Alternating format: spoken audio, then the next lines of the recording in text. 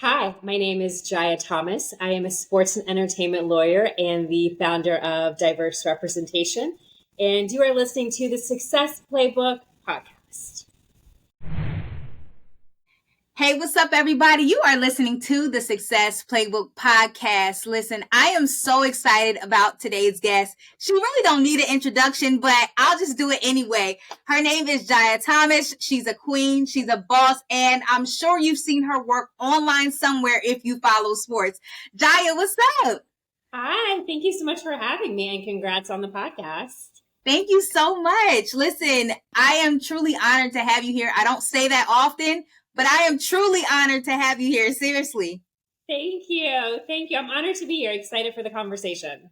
Same here. Same here. So let's start off with a little game. Now, for my listeners who may be new, we're going to play a little game of this or that. This is going to allow us to get to know Jaia just a little bit better, especially for some of us who may not know Jaia personally. So, Jaia, are you down for the challenge?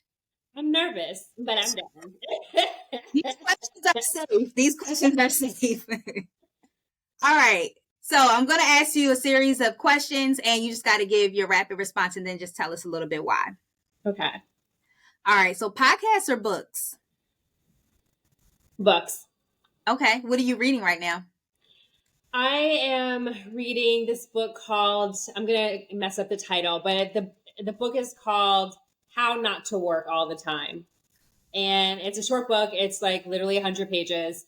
And it kind of gives advice on literally how not to work 24/7 because that's what I do. And so I'm trying to break away from that. And it's a great read so far. I'm only like 30 pages in, but yeah, I would say reading books. And I don't consider, I know you didn't ask for this extra information. I don't consider audiobooks reading. So I don't believe in audiobooks. It has to actually be like an actual book. So.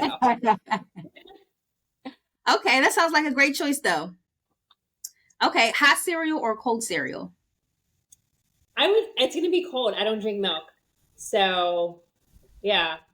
Well, I guess no cereal because I don't drink milk. So, I mean, I'll eat it like out the box with no cereal. I mean, with no milk. So, just like dry cereal. I know that wasn't one of the choices, but dry. Dry cereal. Okay, what flavor? I like Raisin Bran. Dry Raisin Bran. Okay. We're getting to know Jaia. I love that. We haven't heard that one on the show. Okay. What is your go-to meal to make? So cooking really isn't my ministry, but I would say probably salmon and vegetables like broccoli, cauliflower, basmati rice. I would say it's probably my go-to. Okay, that's a popular one. We love salmon over here. It's easy, it's safe, you know. It is. And high protein. Yes, very high. NBA or NFL? Ooh, NFL. NFL, okay. For Who's sure. your team? I am originally from Cincinnati, so no matter where I live, I'm always going to be a Bengals fan. I left Cincinnati over 20 years ago, right after high school, but I ride for my home team, and I'm always going to ride for my home team. So I'm a Cincinnati Bengals girl. Jaia, listen, because one of my pet peeves is people who switch teams. Like, I will judge someone's character by their flip-flopping capabilities. Same. It makes sense. I'm like, what? No. You pick a team and you stick with it.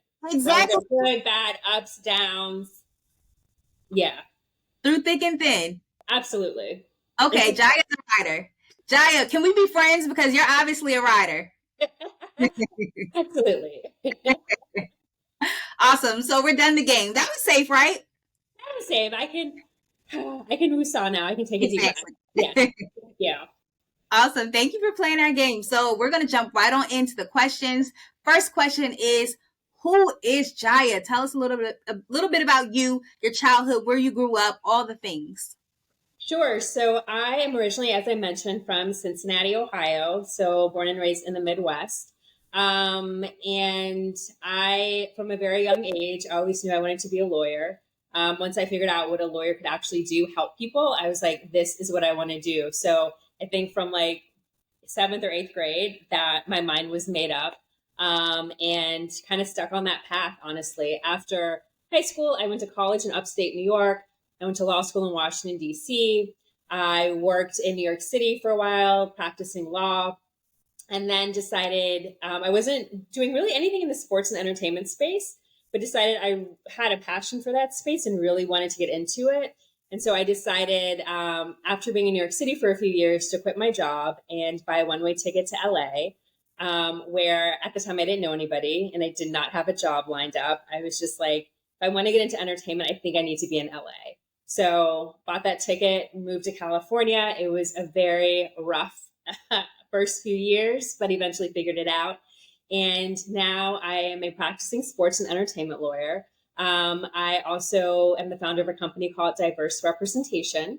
And I've been teaching off and on for about 5 to 6 years at different schools in LA, such as UCLA, and a few other schools as well. So that is a little bit about my background.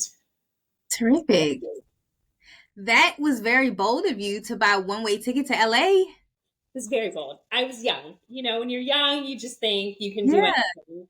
And it was bold. I didn't, like I said, I didn't know anybody when I moved to LA. I didn't have a job. I didn't have a car. I didn't got an apartment on Craigslist. And it was a rocky first few years. LA is the West Coast is it's very different from the East Coast. And so it was a hard adjustment, but yeah, I eventually made it work. So like, when you decided to leave and move away from your family and all that, like, what allowed you to keep going, right? Like, was it community? What was it? I think it was just determination. It definitely wasn't community because I didn't know anybody.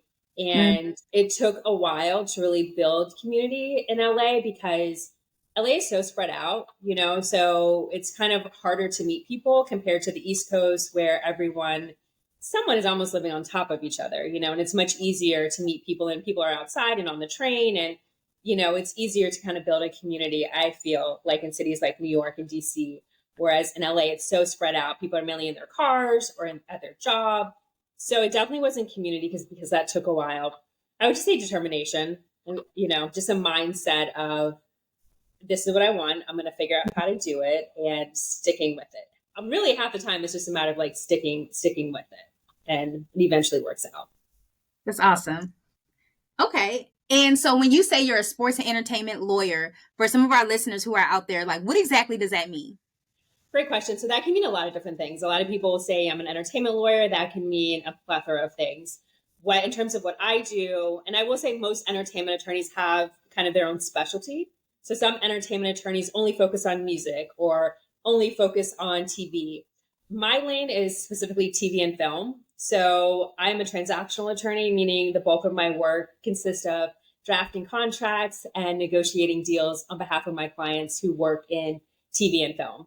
On the sports side, being a sports attorney can also mean a lot of different things as well.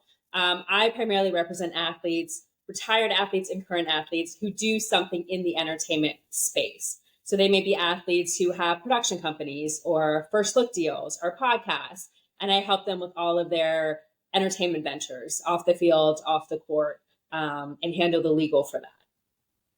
So, okay. So what was your first deal as a sport and entertainment lawyer? I will say I'll tell you my first, it wasn't necessarily a deal. It was more of a client because I also do a little intellectual property work as well. So helping clients with like their trademarks, copyrights, things like that. And my first client was a comedian based in New York. Another attorney that I was close to referred her. And she wanted to trademark her name and some ideas she had for a TV show. So I did those trademarks, completely messed them up, completely got it wrong.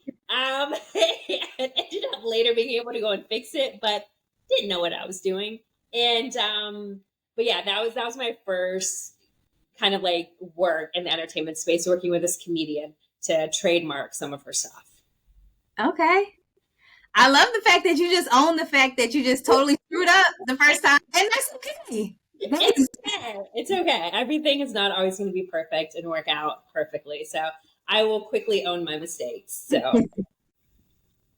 So in the realm of being a sport and entertainment lawyer, are there any like notable people that we may know that you've worked with that you can talk about, of course? Sure. So, since we are on a podcast right now, so I did legal for another athlete who has a podcast called I Am Athlete. Brandon Marshall handled a lot of the legal paperwork for that and like the deals on that podcast. Oh, and since you're based in Washington D.C., I'm trying to find some relevant clients here to you and your podcast. Since you're based in DC, I also represent one of the housewives on Real Housewives of Potomac. Robin is a client. So yeah, it kind of runs the gamut. Oh, that's awesome. Okay. Can you send a message to Brandon Marshall and ask him if he wants to be on the show? Because he's responding to emails, but maybe you can throw some sauce on there. Definitely. Awesome. So Jaia, so you said you always knew you wanted to be a lawyer. Like what was it that number one made you want to be a lawyer? And was there some sort of thing that you saw on TV or like some sort of representation that kind of drew you in and made you say like, okay, I see a Black woman there. I can do that. Honestly, there wasn't a ton of representation. I don't have any like attorneys in my immediate family. And I didn't even know a lot of Black women attorneys growing up. I probably met the first few Black women attorneys I knew were probably 11th grade, 12th grade. So it was toward the end of my high school years where I really started to kind of meet Black women attorneys. So I didn't personally know a lot of lawyers. But initially I wanted to be a civil rights lawyer. So I wanted to be a voice for Black folks and help them in some way. And I don't even know where, honestly, I should ask my parents. I don't know where the idea came from. But growing up in Cincinnati, I always just saw a lot of inequality with regards to Black folks and the white people who lived in Cincinnati. There was always like this huge gap in terms of like income and education. And I initially wanted to be a lawyer to help kind of close those gaps and help people who look like me. And so I'm doing it still now in just a different capacity, but yeah, I don't know where it initially came from, but once I figured out lawyers can help people and I want to help people who look like me, then that's kind of where the spark came from. That's great. Okay. I thought you were going to say Claire Huxtable. Yeah, a lot of people say that. No, a lot of people are like, the Cosby Show. I mean, I love Claire. Yeah. But she wasn't like, I didn't like look up to her or anything. Okay. I mean, no shade, to, the show, but yeah. No. Okay. You just saw or you envisioned something and you were like, I'm going to go after it. I love it. Well, I love it. Okay. So we talked about your favorite NFL team. Who's your favorite NBA team? So once again, I'm from Ohio. I go where LeBron goes. So right now it's the Lakers. Okay. When he leaves, I won't care. But I'm a huge LeBron fan, so I am by default now a Lakers fan. Okay. Yeah. All right. So, you're right in LA. Have you been to a Lakers game? I have. I've been to a ton of Lakers games. Yay.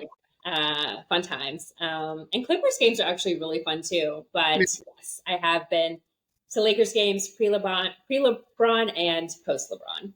Okay. Yeah. That's fun. Very fun. Good times. Okay, so this segment of the show is called Put Some Respect on My Name. Okay. So for all of those who may not be totally familiar with Jaia, Jaia's going to walk us through some of her career highlights. So Jaia, tell us a little bit about what you've done, what you've accomplished, because it's a lot. And I've been following you for a while, and this is your opportunity to boast and brag on yourself. So walk us through some of your career highlights. Oh my gosh, this is tough. I'm really not good at bragging on myself, honestly. Let's see. Not. Yeah, this is not one of my strong suits. So brag on some of the things I've done. Well, okay, let me think. I'm going to brag on the fact that I started my own legal practice. There are still not a ton of Black-owned, especially Black owned practices in sports and entertainment. So I am proud of that fact that I started my own practice and it's been successful. I am proud of the fact that I launched a few new courses at UCLA. I launched a seminar course on how to start a law practice for students who want to start their own legal practices. I started a seminar on that. I started a course on diversity in the entertainment industry to educate students on how they can be change makers in this space and increase diversity. I am very proud of my company, Diverse Representation, which I launched about 4.5 years ago. I'm going to brag on this. We have done some tremendous things in such a short amount of time, especially considering the bulk of our existence was during the pandemic. And we were able to ride that wave out and come out even stronger than when we first launched. But we've done some amazing things over the past 4.5 years, from launching a sports agent boot camp to, prepare the next generation of Black sports agents, to executive pipeline programs, to increasing the number of Black executives in sports and entertainment. We've launched, career summits. We've done a lot of amazing things. So I am going to brag on diverse representation because I think we've done some really phenomenal things in such a short amount of time. That's what I was looking for. Thank you. Thank you. My name. Because you're Jaia Thomas. Like, it's sports royalty. Okay, you not only have a practice, a law practice, but you're also, if not one of the leading voices, the leading voice when it comes to all things Black sports. So yes, let me give you your flowers. It's amazing what you've done in this industry, and I'm so looking forward to what you all have planned in the coming years. Oh, thank you. That means a lot. I'm super excited too. Honestly, when I launched diverse representation, I had no idea what it was going to turn into. I did not have a business plan. I did not have like a 5-year goal. I was just like, let's just put it out there and see what happens. So I am extremely proud of everything we've been able to do. Because it's amazing. And so tell me about what inspired diverse representation? Great question. So as a Black woman attorney who's been practicing law for quite a while, a lot of my clients are Black, a lot of Black athletes, a lot of Black entertainers. And one thing I was always seeing was that oftentimes I'm the only Black person on their team. Mm-hmm. So I may be their lawyer, but their agent is white, their manager is white, their publicist is white, their financial advisor is white. And it used to literally drive me insane. Just seeing the ways in which a lot of white people in sports and entertainment were profiting off of our talents, off of our creativity, off of our hard work. And, in my mind, I'm just like, why aren't we doing a better job of hiring each other and keeping the money in our own communities? Because that's what a lot of other communities do. And they do a great job of it. But so that was always something in the back of my mind that bothered me. Like, why are we making all these white people millionaires when we could just hire each other and keep it in our own community? So I didn't really know what to do with this thought. It was just something that I was always in the back of my mind. And then the weekend that Black Panther came out, I was having a conversation with one of my girlfriends who's a Black publicist. And we were like, okay, that's great. All these Black faces on screen. Everybody's super excited. Oh, we've cured the diversity issue in Hollywood now, is what a lot of people were thinking. And I was having a conversation with her like, okay, that's great to see these Black faces on screen, but who represents them? Who are the people behind the screen? Who are the people behind the scenes? And that weekend, I did some research and found out that the entire cast had white agents, white managers, white publicists, and white lawyers, except Lupita. Lupita at the time had a Black lawyer, and she still may have the same attorney. And I'm like, this is absolutely insane. And so that same weekend, I just say, you know what, I'm going to put out a database of all the Black agents in Hollywood, all the Black lawyers, all the Black managers, and all the Black publicists, so that no one can ever say anymore, I don't know where they are. I can't hire them because I don't know who they are. Now, here's a free database of all of them that you can go to and start hiring. And so that's really how the company started. I literally that weekend just came up with the name Diverse Representation. I was like, oh, okay, I think this works. And then literally built the website myself of just the names of all the Black agents, all the Black attorneys. Because I'm like, we have got to do better. And that's really kind of how it started. That is amazing. Thank you. That Yeah, is amazing. So, okay. So the database is open to the public.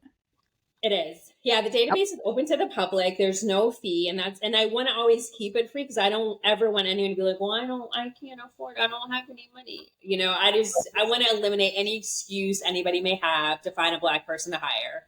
So it's free. It's open to the public, and yeah, that's really what it started off as, just this database. I had no ideas for like programming and events.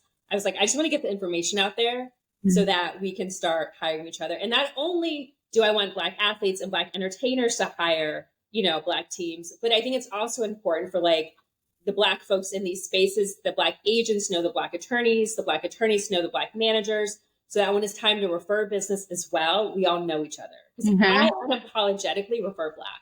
When I have a client who's like, I need a business manager, I'm only referring to Black business managers. Like, that's just is what it is. Like, but we all have to know each other to be able to do that, so that's important as well. Is there a membership element, like a paid membership? There is. So there is a membership element for Black reps and Black executives. We have a private message board where people can share referrals, opportunities, speaking opportunities, things like that. And we have like discounts for members for like all of our programming and events. So yeah. Okay. Is there and I'm asking selfishly because I think this should happen. Is there a diverse representation podcast coming? That's my microphone. I tell you, we have been talking about doing a podcast for like the past, I'm gonna say like year and a half, 2 years. We've been talking about it, and we have some very early planning in place for it. But to answer your question, yes, we are talking about it. We're trying to plan it out. I would love that. I think there's so many Black folks in this space that nobody knows about, that people should know about, that I think we should definitely interview. So this is my long way of saying, yes, we have thought about it, and we're working towards it. In the spirit of accountability, when is the podcast going to launch? Hold me accountable, please hold me accountable, because like I said, we've been talking about this for like a year and a half, and we had wanted to launch it last year, and it just, things got really hectic. So I'm hoping this year. Okay. Hold me accountable though. Okay, this year, by December 31st, 2023, I'll be able to have diverse representation episodes on my phone. Yes. We're going to put that in the universe. Yes. Okay.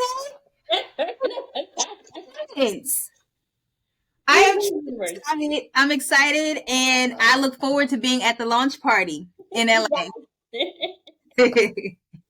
No, I think that would be so dope. And like you said, I think it's so many people out there that needs this content consistently. I love consuming the diverse representation content, either on LinkedIn or on your Instagram. And it's amazing how you all, like, as soon as some sort of news happens, like, you all are posting about it, like, hey, DC got the most Black owners in it, like, and you have them all listed out and who owns what. It's amazing. Yes. And I think it would be so great to be able to consume that content audibly. So I am rooting for you all.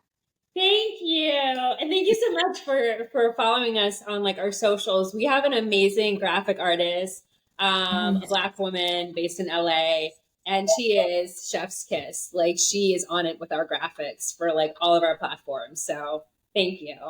Of course, like literally on it within seconds. Right? Johnson signed, the post happened. I was like, this is impressive. Like, did the ink dry yet? So it's great what you all are doing. Okay. I went off on a sidetrack. I'm sorry. So why was it important for you to, under diverse representation, why was it important to establish Black Women in Sports Day? Great question. So I am familiar with a lot of women in sports programs and initiatives, and there are a lot of websites focused on women in sports as a whole. But I think that there are specific challenges that Black women face in sports that kind of it needs its own attention. I don't think we always need to be clumped in with everybody else. And sometimes I think when we are clumped in with everybody else, we still fall to the bottom of the totem pole. So I really wanted to launch this specific day to solely focus on Black women, because I still think Black women in sports are still undervalued, underpaid, under everything across the board. And so I wanted to bring attention to Black women in sports. So I said, I think we should just create a day to celebrate them and to bring awareness and to highlight them and to serve as an inspiration to young Black girls, to let them know about all these different careers that you can pursue in sports. So that is why we decided to launch it. That was such a big day, and thank you for doing that. Thank you. And once again, I had no idea how it was going to turn out. I'm like, hopefully somebody posts. I don't know. But it ended up being a lot of people, more than I even anticipated, especially for its first year. Yeah. And it got a lot of media placement too. I'm sure that was strategic, but a lot of people picked up on that. It was amazing. Yeah. And a lot of people, let me tell you, that day was so hectic. I was expecting it to be a little crazy, but it got really crazy with publications reaching out and LinkedIn wanting to focus on it became our thing, which I'm super excited about, because once again, I had no idea. I was hopefully somebody posts, but it ended up being so many people across all platforms. So my goal for next year is to make it even bigger and do some programming around it as well. Yes. Count me in. Whatever you do, I'm flying wherever. Accountability. Let me write that down. Definitely. Awesome. So I keep saying this, but that was so huge what you did. And it's so important because like you said, yes, there are challenges with women in sport, but the challenges with Black women in sport is so nuanced. And I think it's often overlooked, but I'm so happy that on July 7th, we elevated Black women in sport. It was such an occasion. It was a party on my timeline. It was awesome. Thank you. I think it really was. And honestly, seeing so many Black women excited about it just let me know how much this is needed. You know, we really are filling a void, because I feel so many Black women still feel unseen in these spaces, and they got to, talk about their accomplishments and what they're excited about. And, to me, that just made it obvious that this was something that was very much needed. Yes. So along those same lines, let's say for our listeners who may be out there and they really want to follow some influential Black women in sport on LinkedIn or on Instagram, who are, I'll say, the Black women to watch? And I know it's so many, but the ones that come top of mind, that would be helpful for some of our followers and listeners to, tap into on LinkedIn or Instagram. Oh my gosh, it's so many. And I feel I'm gonna get in trouble if I don't say certain people's names. Oh, okay. We don't want that. We don't want that. Just follow all Black women. Follow all. If they look Black, just follow them, because they're doing amazing things. Absolutely. Okay, you're right. We don't want that. This is my lawyer answer. Awesome. Well, again, look, I'm excited for the future of you all. So, Jaia, how do you define success? Great question. I define success as doing work that fulfills you and makes you happy and is helpful to others in some way, shape, or form. I love that. So in that same realm of success, so here at the Success Playbook Podcast, we believe that failure is one of the gateways to success, right? And we believe in the art of taking L's. So there's an art of being able to fail and utilizing that for your future success. So can you tell us a little bit about one major L that you took and how it ultimately helped shape your future of success? Oh, you know what? I'm so sorry. the whole screen froze for a second. Okay, it froze on my end too. Check 1, 2. Uh-oh, it froze again. Can you hear me okay? I can hear you now. Can you hear Okay, me? I can hear you now too. Okay, cool. All right, Okay, sorry. sorry, repeat the question for me. Yes, of course. So here at the Success Playbook podcast, we know that failure is a gateway to success. And we know that there is a art of taking L's, right? There is a way that you can fail and allow it to fuel your success. So I would love to hear about maybe one of your L's, one of your failing moments that ultimately shaped who you are today and put you on this path, this journey that you're on. Ooh, great question. Because honestly, I take L's every day. Love it. Even so. And I am at this point almost unfazed by them. I mean, I use them as learning lessons, but I don't. I'm pretty unfazed by them at this point. I love that. What would I say? There have been so many L's. Let me think here.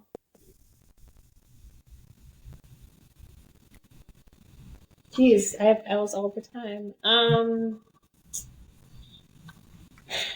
I would say, okay, I know.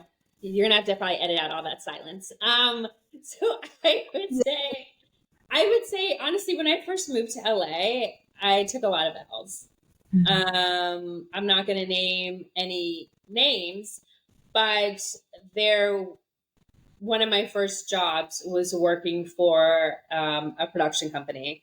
A well-known actor had his own production company, and I worked for the company. That job lasted maybe like 3 weeks, and I got let go. Yeah, I took an L there.